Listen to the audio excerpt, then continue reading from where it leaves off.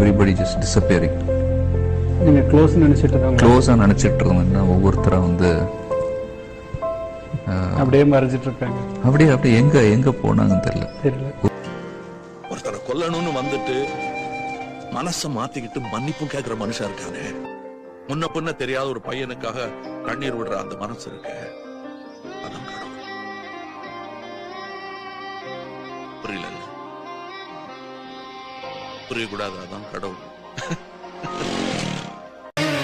வாழ்க்கை புதையலப்பா, வலுத்தவன் எடுத்துக்கப்பா, அவன் வயிற்று கத்தாலும் வாழ்வது தப்பா. அடுத்தவன் வயிற்றுக்குள்ள உணவு இல்லையப்பா, இழைச்சவன் பசிச்சிருந்தா இந்த மண்ணு தாங்காதப்பா. நீ வாது துக்க ரொம்ப கெட்டிக்காரன், அட வக்கீலுக்கு நீ சொந்த